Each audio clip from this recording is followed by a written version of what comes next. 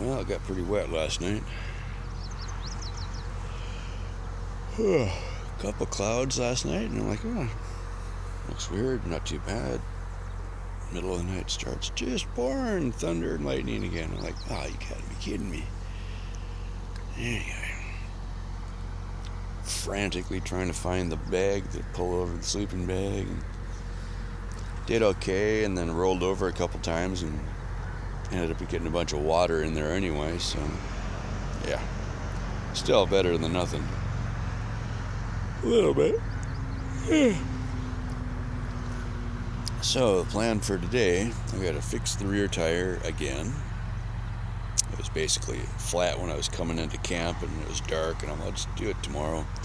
The battery's just about dead on the bike, so get myself angled towards the sun and let that start charging. Do that first, then fix the tire. It's going to take probably at least a couple hours to get enough power. One possibility, though, there is another rest area, I think about 10 or 15 miles down the road, and that looks like the full rest area. And if that's the case, I can probably charge there. So I might try that. If not, I'll just sit there and charge. So I'll get enough to get down the road and then do that. Next couple of days, we're going to be climbing up to about 5,000 or 6,000 feet. So we're not going to make big mile days anyway, so if I just chip away at it. I did find on the offline map that I use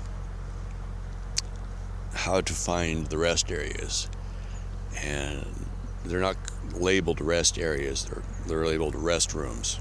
And I'm like, okay, that's kind of weird, but whatever. But when I searched for restrooms, I found every city park, every state park, every rest area, every truck stop, I'm like, okay. So what I started doing is I just went down the list and I put a marker on them so that they'll show up easier. So when I'm riding, I can see the marker and then zoom in on it and see what it is, right? So I'm like, okay, that's useful. So, yeah, anyway. So I start drying stuff off and getting the sun on the panels and get a start on things here. Yeah.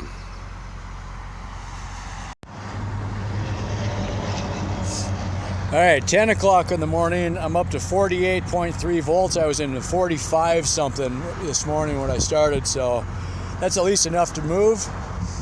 And I'm getting 73 or 77, 76 volts coming in from solar right now, or watts, I should say. So, and okay, here's the good thing. I've got a massive tailwind right now, so I'm going to be going that way, and I've got a tailwind going that way, so that's going to help a lot.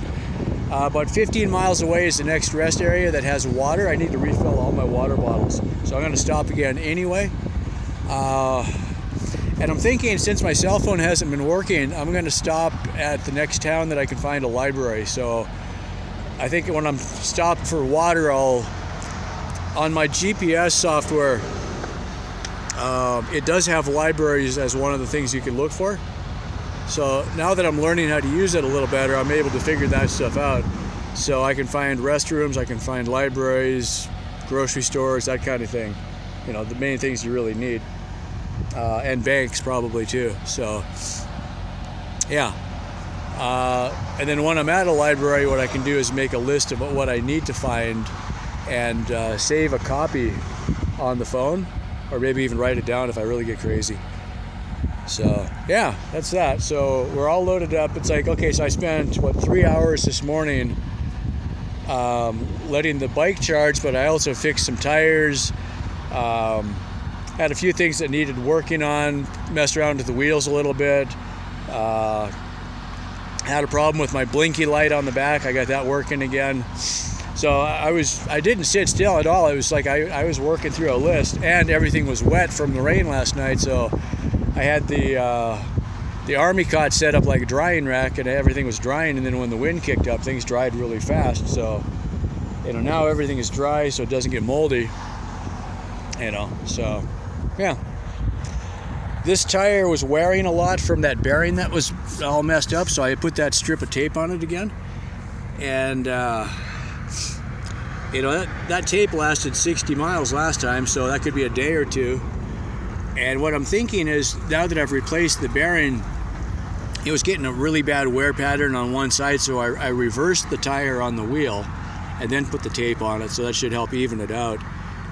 It's not going to last forever, but you know, if I can stretch it another 100, 150 miles, then go buy another tire. The one on the other side I put on at my dad's place, so that's only got a few hundred miles on it now. It's looking a lot better because the bearing didn't break on this side yet. Yeah, it's going to be, oops.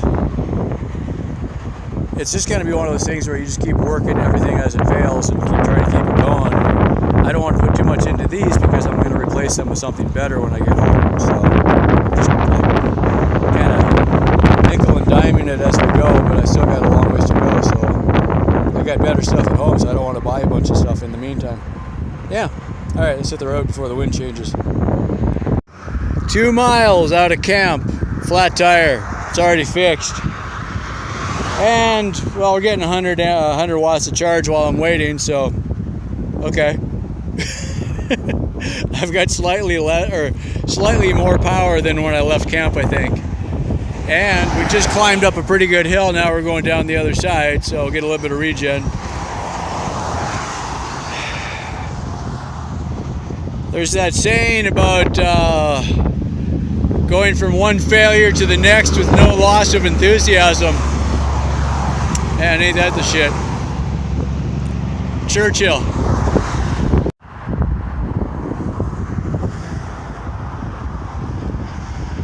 Gotta love this tailwind.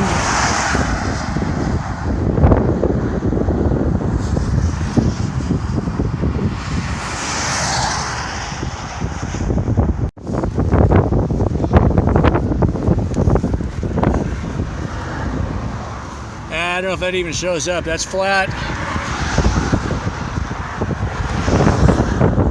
And that one's flat. Good God, I've only gone 10 miles since the last flat. Those trailer tires have been holding up really good. All of a sudden they're just going left and right.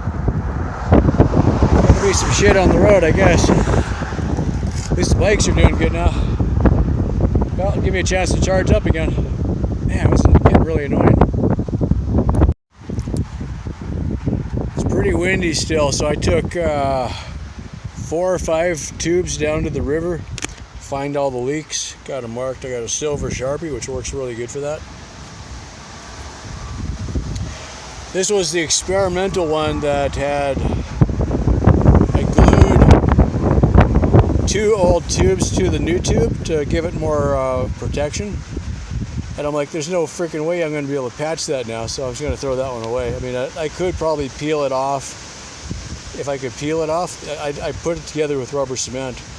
So I'll probably just throw that one away, but that leaves me pretty short on spares. And river is that way, and over about there was a walk-through gate. Usually you'd be like, there's a fence that the highway department puts between the road and whatever else, like the river. But they had a walk-through gate, and there's a little trail going down to the river.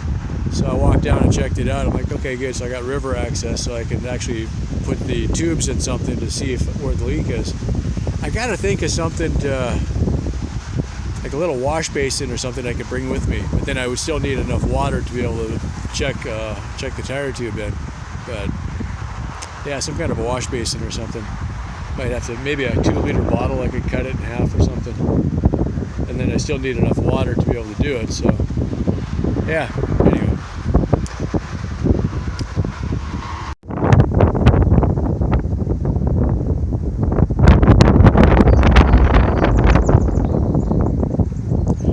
Not a terrible way to end the day.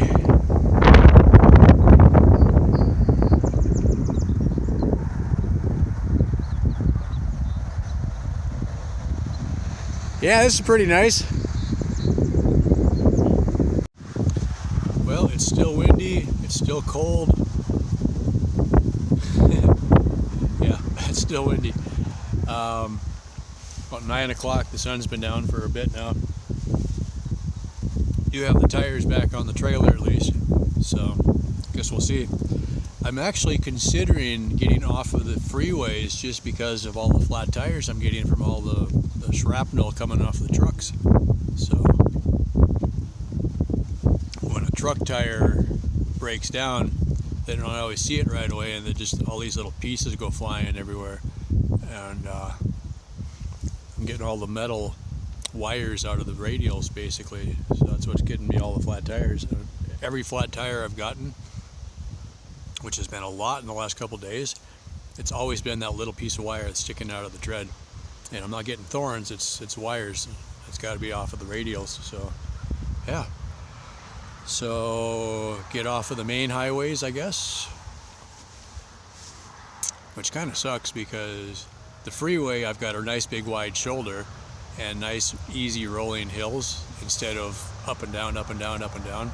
So I'm getting better efficiency on the freeway, on the electrics, but I get off on the little highway and I got zero shoulder. So I don't know which is better. I'm running out of tubes though. I mean, I've patched everything I've got, but yeah, I can't keep stopping 3 times a day to change tires. I had the left-hand tire went flat twice on the trailer. Right hand went flat once. 2 of them were at the same time.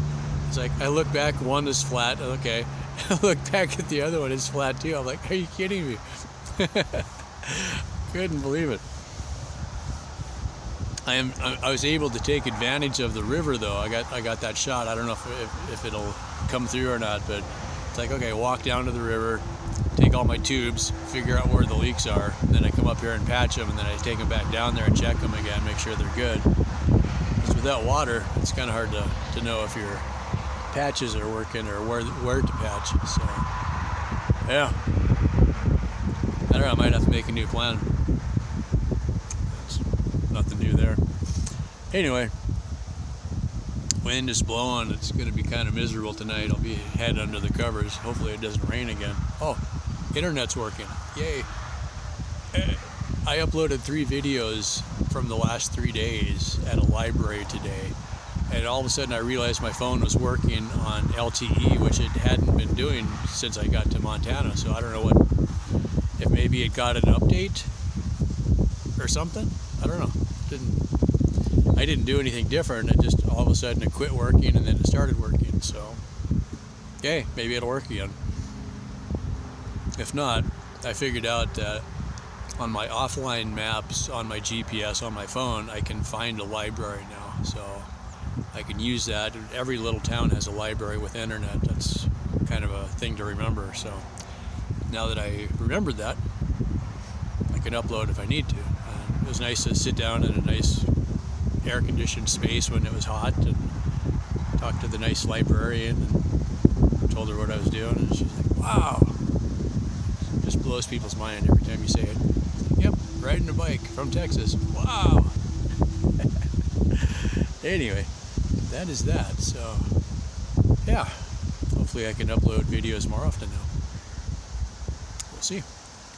I think I'll make Butte tomorrow. And if I remember right, I'm going to go across a little bit further and then go down. My goal has been to go down and hit Cheyenne just as a random waypoint. Nothing in Cheyenne that I really cared about. It's just I figured I'll hit there. Unless I decide to do secondary roads, which then I could change things a little bit. I don't have to ride the freeway, so I guess we'll see. You know, I can probably do a similar route, just not on the freeway. So there's just more, you have to pay more attention to navigating, you know, since not Coeur d'Alene, well, I was on I-90 at Coeur d'Alene, and then I did that bike trail, which really was out of my way, you know, but it was kind of a cool experience. But I talked to a guy today. There's a trail that follows the Great Divide, the Continental Divide, And I've heard about it before, but he'd reminded me of it. But it doesn't sound like it would be a trail that I could take the trailer on, but I might do it later with just a bike without the trailer. It sounds like a pretty cool thing because you can go all the way from Canada down to Mexico on it, so that might be interesting in a crazy and psycho kind of way. Yeah. Alright, I gotta edit a video and then I'm gonna crawl in bed and find my sweats because it's kind of cold now after being hot all day. Actually, today wasn't as hot. Oh man, that wind today, that was so cool. I was cruising along. Well, I mean, I was still using the electric boost, but I was cruising along at 20 miles an hour and going half throttle. It's like, this is great. And, except, you know, it's like I would have made crazy miles today, but I had like 4 flat tires and I had to stop at the library, you know. It's like, I was tempted, there's a rest area 30 miles past this one. I think I could have made, but it would have been pretty much dark. And if I would have got one more flat tire, I didn't have any tubes anymore. So I thought if I stopped here, I'm close to the river. I used the river to patch the tubes. Otherwise, I would have been, yeah. I was like, it was tempting to push it, but I didn't want to run out of tubes. So, yeah. I've gone weeks without a flat tire, and all of a sudden, just crazy the last few days. It's just, yeah. But I remember California when I first got back, Northern California when I first got on I-5, just before I crossed into Oregon. I got a flat tire within 5 minutes, and it was the same thing, that little wire. So now that I think about it, maybe I'll stay off the freeways. I don't know. It's noisy on the freeways, but you make better time. So anyway, that's it for now. As always, thanks for watching, and stay tuned. Bye.